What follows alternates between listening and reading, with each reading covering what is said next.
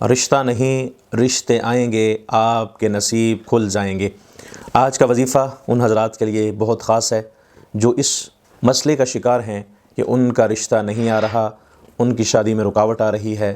بہت سی کوششیں کی مگر کسی کوشش میں بھی کامیابی نہیں ملی۔ تو آئیے، اگر آپ ان وظائف کو، ان اذکار کو اور ان دعاؤں کو پڑھیں گے، میں آپ کو اس بات کی یقین دہانی کرواتا ہوں اللہ تعالیٰ کی فضل و کرم سے آپ کے لیے رشتہ نہیں بلکہ رشتے آئیں گے، اور آپ کا رشتہ دیندار گھرانے میں اچھی جگہ، اچھا ہمسفر آپ کو حاصل ہوگا۔ سب سے پہلے آپ سے میں یہ درخواست کروں گا، آپ اسپیچ کو، اس ویڈیو کو آخر تک دیکھیں تاکہ مکمل طریقہ اس کو کرنے کا اور اس کی ڈائریکشن اور اس کا وقت مکمل، اس کا طریقہ آپ کو سمجھنے میں آسانی ہو اور آپ اس کو فالو کریں اور آپ اپنے مسئلے کو حل کر پائیں۔ کمنٹ میں ایک مرتبہ اللہ کا نام لکھ دیں۔ اللہ کی مدد اور نصرت ہمارے اس عمل میں شامل ہو جائے اور ہمارا کام آسان ہو جائے۔ شرکیہ حرکات سے، تعویذ گنڈوں سے اور غیر شرعی طریقوں سے اپنے آپ کو بچا کر قرآن و حدیث کی روشنی سے آپ اپنے مسائل کا حل پائیں۔ الحمدللہ وکفی وسلام علی عبادہ الذین اصطفی، اما بعد۔ اگر آپ مسلسل ہمیں دیکھ رہے ہیں، آپ حضرات اس چیز سے واقف ہوں گے، ہمارے جتنے بھی وظائف ہیں، جتنے بھی اذکار ہیں، اعمال ہیں، یہ سب کے سب قرآن و حدیث کی روشنی سے ہوتے ہیں۔ تو آپ ہمارے چینل کو سبسکرائب بھی کیجئے تاکہ مزید ویڈیوز بھی آپ تک پہنچتی رہیں، آپ اذکار کو پڑھیں اور وظائف حاصل کریں، روحانی مسائل آپ تک پہنچتے رہیں، آپ کی رہنمائی ہوتی رہے۔ آئیے ہم چلتے ہیں اس وظیفے کی طرف جس سے آپ کے رشتے کی تمام رکاوٹیں ختم ہو جائیں گے۔ میں یہاں پر 2-3 بنیادی چیزیں عرض کرتا چلوں۔ اس وقت جو ہماری بنیادی جو وجوہات ہیں رشتہ نہ ہونے کی، رشتے میں رکاوٹیں کیوں آتی ہیں اور رشتہ کیوں نہیں آتا، اس کی چند باتیں بنیادی طور پر میں عرض کروں گا، اس کو ذرا آپ ملاحظہ فرمائیں۔ سب سے پہلے تو ہم یہاں پر تمام تعریفیں اللہ رب العالمین کے لیے ہیں، یہاں سے ہم آغاز کریں گے، اس لیے کہ وہی دلوں کو جاننے والا ہے، جو دلوں کے حال جانتا ہے، جو بند راستے کھول دینے والا ہے، جو مایوسی کے بعد امید عطا فرماتا ہے اور بے سہارا لوگوں کو کا سہارا بنتا ہے۔ آج کا یہ قرآنی وظیفہ ان افراد کے لیے جن کے رشتوں میں رکاوٹیں آ رہی ہیں، بار بار بات بنتے بنتے رک جاتی ہے یا دل میں بے چینی اور پریشانی رہتی ہے۔ اگر آپ ان چیزوں کا شکار ہیں، ان مسائل کے اندر آپ گرے ہوئے، ان مسائل نے آپ کو ہر طرف سے جکڑ لیا ہے، آپ کو پکڑ لیا ہے، آپ کو بظاہر کوئی راستہ نکلنے کا نظر نہیں آ رہا، تو پھر ہمیں ان چیزوں کو فالو کرنا ہوگا۔ قرآن پاک صرف تلاوت کی کتاب نہیں بلکہ مکمل شفا اور رحمت ہے۔ اللہ تعالیٰ نے اپنی مبارک ان آیات میں ہر مشکل کا حل رکھا ہے۔ اگر اخلاص کے ساتھ، یقین کامل کے ساتھ اور 5 وقت نماز کی پابندی کے ساتھ یہ آیات آپ پڑھیں گے تو اللہ تعالیٰ ہر ناممکن کو ممکن آپ کے لیے بنا دیں گے۔ آج ہم آپ کو رشتے کی آسانی، قبولیت، محبت اور نکاح میں برکت کے لیے قرآن پاک کی 10 عظیم آیات بتائیں گے۔ یہ آیات دلوں میں اثر پیدا کریں گی اور اللہ تعالیٰ آپ کے لیے بہترین فیصلے کے دروازے کھول دیں گے۔ آئیے ان بابرکت قرآنی آیات کی طرف بڑھتے ہیں۔ یہ آیات، اس میں آپ کے لیے خلاصے کے طور پر صرف ایک ہی آیت کا ذکر کروں گا، ویسے تو بہت سارے اس کے لیے وظائف ہیں، مگر ہم اگر یہ صرف ایک وظیفہ فالو کر لیں، یہاں پر سب سے بنیادی چیز یہ ہے کہ ہمارا ایمان اور یقین کامل ہونا چاہیے۔ اگر ہم کوئی بھی عمل کرتے ہیں، کوئی بھی کام کرتے ہیں، اس میں ایک تو ہماری نیت درست ہونی چاہیے، نیک مقصد کے لیے ہم پڑھیں، جائز کام کے لیے ہم کسی وظیفے کو کریں۔ بہت سارے لوگ یہاں شکوہ اور شکایت کرتے ہیں، مفتی صاحب ہم نے فلاں وظیفہ کیا، فلاں دعا پڑھی، فلاں ذکر کیا، مگر ہمارا کام نہیں ہوا۔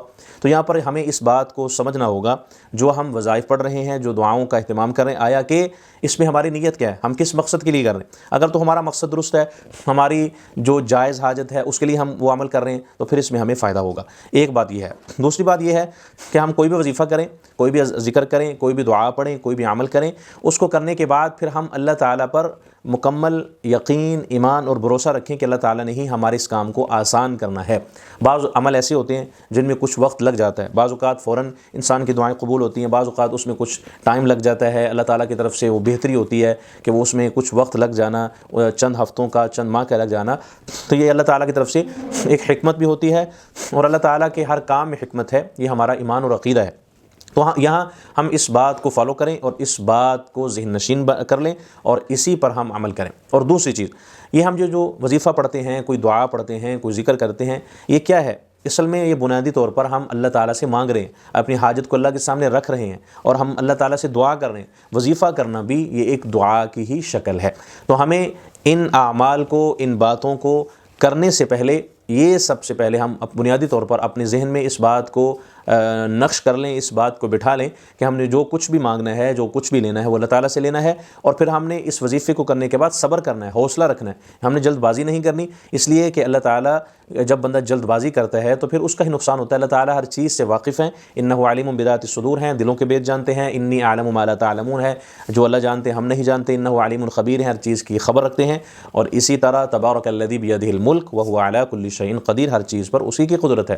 دل شکستہ وہ جوڑ دیتا ہے، بات رب پر جو چھوڑ دیتا ہے اس کے لطف و کرم کے کیا کہنے، لاکھ مانگو کروڑ دیتا ہے۔ اللہ تعالیٰ ہمیں نوازنا چاہتے ہیں، مگر ہمارے اندر ہمت ہونی چاہیے، حوصلہ ہونا چاہیے، تحمل ہونا چاہیے، بردباری ہونی چاہیے، اس لیے کہ اللہ تعالیٰ کی ذات الرحمن الرحیم، وہ رحمان بھی ہے رحیم بھی ہے۔ رحمان اسے کہتے ہیں جس سے بندہ مانگے تو وہ عطا کرے، رحیم اسے کہتے ہیں جس سے نہ مانگا جائے تو وہ ناراض ہو جائے۔ تو اللہ تعالیٰ اپنے بندے کو مانگنے پر عطا کرتے ہیں اور نہ مانگنے پر ناراض ہوتے ہیں۔ اسی طرح اللہ تعالیٰ فرماتے ہیں اگر آپ یہاں یقین کامل کے ساتھ مانگیں گے اور پھر آپ یہ کہیں گے کہ یا رب تیرے کرم کا در فیض باز ہے، بندے کو ناز ہے کہ تو بندہ نواز ہے، بے چارگی کے وقت تو ہی چارہ ساز ہے، بندہ نیاز مند ہے اور مولا تو بے نیاز ہے، خدا سے مانگ جو کچھ مانگنا ہو اے اکبر، یہی وہ در ہے جہاں ذلت نہیں سوال کے بعد۔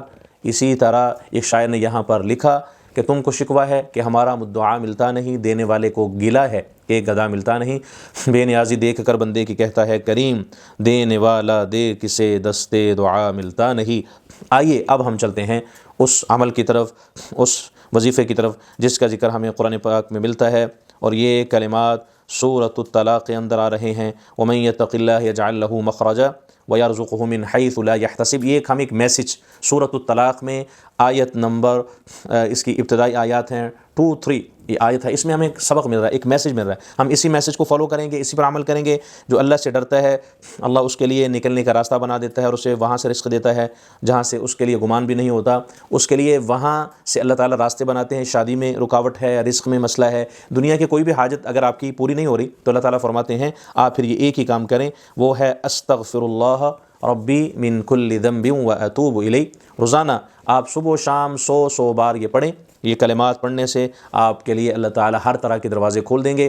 استغفر اللہ استغفر اللہ استغفر اللہ، اس کو آپ یہ پڑھیں گے مکمل۔ آپ اگر پڑھیں گے استغفر اللہ ربی من کل ذنب واتوب الیہ، اللہ سے ہم توبہ استغفار کریں گے، اپنا تعلق اللہ کے ساتھ جوڑیں گے، اللہ سے مضبوط کریں گے تعلق کو۔ اس لیے ہمارے جو کام رکے ہوئے ہیں اس میں کیا بنیادی وجہ ہے؟ بنیادی وجوہات میں یہ خاص وجہ ہے کہ ہم اللہ تعالیٰ سے اپنے تعلق کو کمزور کیے ہوئے ہیں اور اللہ تعالیٰ کی ناراضگی ہمارے ساتھ ہے۔ ہم اللہ کو راضی کریں، اور جب ہم راضی کریں گے پھر ہمارے لیے آسانی کے دروازے کھل جائیں گے، پھر رشتہ نہیں آپ کے لیے رشتے آئیں گے، آپ کے نصیب کھل جائیں گے۔